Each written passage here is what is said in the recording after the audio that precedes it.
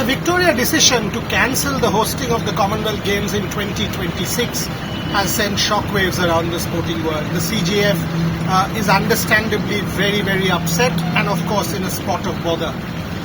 Now this is not new. For the longest time, whether a mega event is a jackpot or a burden has been debated. Let us give you a bit of an understanding as to what we are talking about. Take the Olympic Games, the greatest sporting spectacle of all.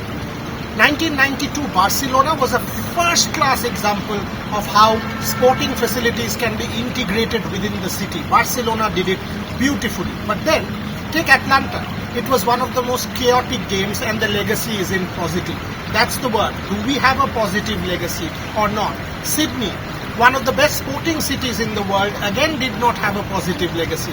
It was negative. Parramatta wasn't linked to downtown Sydney or CBD, and that was a problem in Australia for the longest time. White elephants were created. So while Cathy Freeman coming out and the whole spectacle was brilliant to see, the long-term legacy of the Sydney Games continues to be debatable. Athens, if you remember, just before the elections was a problem. While Greece pulled it off, the legacy wasn't positive. Beijing, 2008, all of those facilities which were so glamorous and spectacular to see, within 1 year there were hardly any events using those facilities. So the legacy, one has to say, is negative again. So if Beijing was negative again, what about London? London 2012, yes, we have seen fantastic development, and the East End got developed. Now it is well integrated within the mainstream. But in the lead up, there were a number of riots. The question was always asked, is the spending justified? So while we were celebrating Mo Farah and multiculturalism, the taxpayers' money, the shooting up of costs, these have been fundamental issues. Take Rio 2016. It wasn't successful games. While the staging was good and Brazil got a few medals, within 1 year there was no plan. All of these facilities were white elephants and there was crime that was going up in Baja and Diodoro.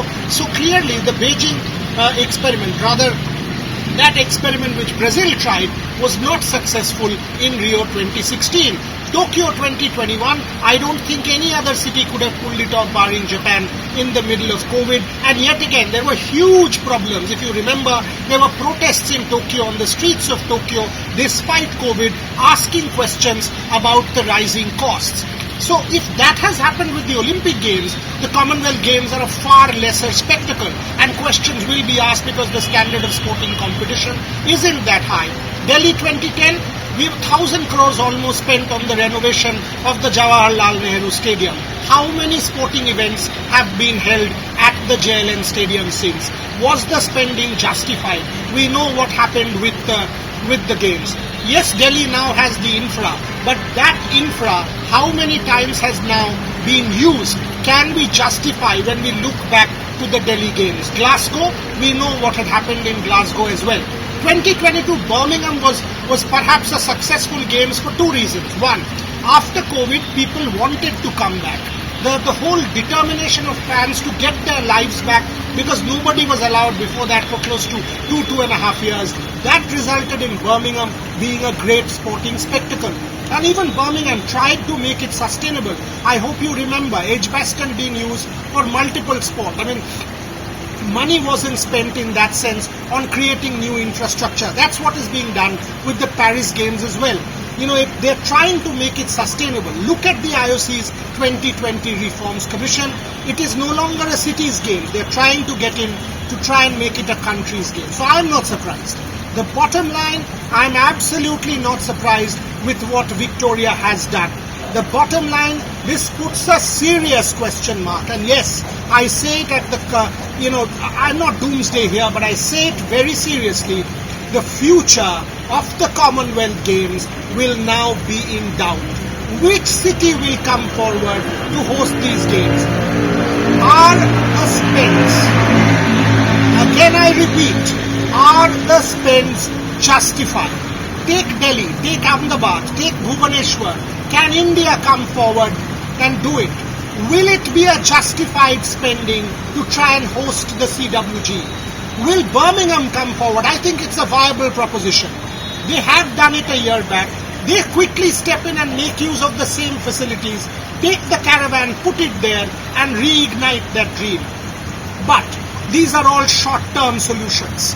Mega events, jackpot or burden, because ultimately it is the taxpayers' money that is being used. Money for healthcare, money for hospitals, money for spend for common people will have to be diverted to hosting a mega event. So while you and I might love to see it, while athletes might want to participate, the question is, our world will now have to be extremely careful with recession hitting several countries as to how to justify the spend on a mega event like this. This is a developing story.